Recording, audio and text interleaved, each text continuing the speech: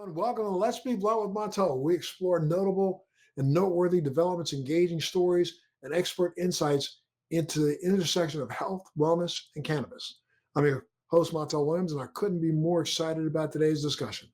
Our guests today are Chela and Dave Conan, dynamic partners in life and in advocacy, and who've dedicated their lives to educating families, caregivers, and seniors on how cannabis can enhance quality of life for people facing chronic illnesses.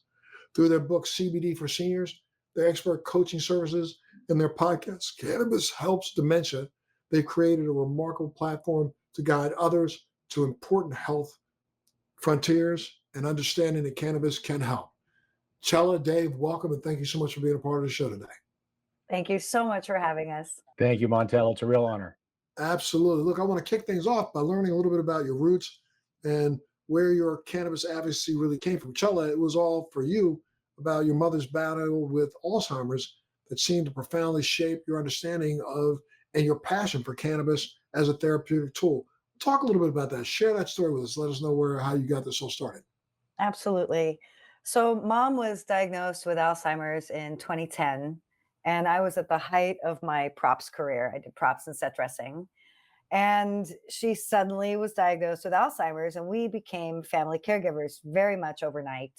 I was still in my 30s. It was a real shock, and we were not at all prepared to be caregivers. And you can hear more about that in our first episode of the podcast. But Mom's dementia, we didn't know anything about Alzheimer's, nothing. And so I had to be a really quick study, and we did whatever the doctors told us to do at first.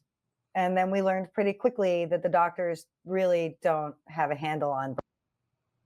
And so we had to pick up that slack. And through that research, we learned about the United States Department of Health Patent 6630507B1. And we started trying stuff. And luckily, we lived in Los Angeles, and we had access to really high quality dispensaries and some good advice. And we started trying it, and life changed for the better for all of us. Yeah, people don't understand that patent has been around since 2002, folks. It was applied for in 1999. And the government gave themselves a patent on all the minor cannabinoids. And in their abstract, if you were to look it up, you can look it up right now, read the abstract. It tells you what our government has known that cannabis has been good for now over 24 years. Crazy. Yeah. And, frustrating. Frustrating, but also, people don't understand where that patent even came from. It's a fact that for 20 years before that, the U.S. government had been funding research around the world, not only at the University of Mississippi, but also in places like Israel. And Dr. Meshulam, who, is known as the godfather, if you will, for modern, information about cannabis, understood and discovered way back then when looking for the receptors in the brain that actually picked up on cannabinoids. That's when the government decided, we better snatch this patent on this thing right now. And I think, if I'm not mistaken, I think that patent has been extended and continues to be extended. So if the government really didn't believe in cannabis, why would they extend a patent on something for this long? But yeah, and Dave, your story is just equally as powerful and interesting. You've kind of approached cannabis from your own medical issues, have you not? Well, yes, certainly. I mean, of course, being in California, we all had our medical cards and partook in the plant. But really, as Chela said, we didn't learn it was medicine until we started Mom's journey. And I was basically a caregiver at that point with Chela, with Mom using cannabis.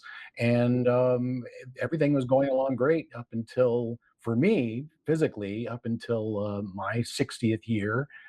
On June 1st, I had my first seizure, which was very surprising. Considering I do use cannabis and on a regular basis, so it was a little surprising. After another seizure, I ended up being diagnosed with a cavernoma, which is a congenital defect in my brain, basically a cluster of blood vessels, which can cause a seizure at any time during your life. Usually it happens when you're younger, but I got it basically for my 60th birthday. And it's a interesting seizure. You don't get any auras or anything. You just drop down. You collapse and you go in, and then I am post-ictal, which means I'm confused and It's a form of psychosis afterwards. And we had been, since our research and our journey through cannabis with mom and our discovery, we've met a lot of doctors, a lot of great cannabis doctors, and we immediately consulted with them, and had some private consults with some of the best. And they gave us a pathway to use cannabinoids to help control these seizures. And sure enough, after about 6 months of a couple more seizures and adjusting meds and finding the right dose, I am now almost a year and a half seizure free, using about 1,000 milligrams, 900 to 1,000 milligrams of CBD, CBG, and CBDV, which Dr. Bonnie Goldstein is having remarkable results with a lot of her children patients that have epilepsy.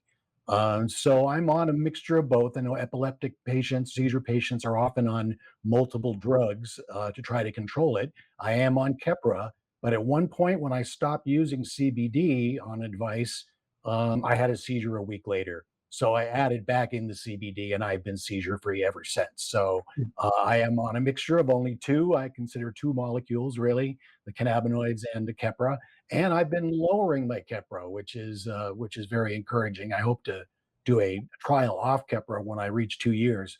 But yes, it's very exciting that after being a caregiver and continue to be a family caregiver, and now Chella has one more patient to sort of keep track of.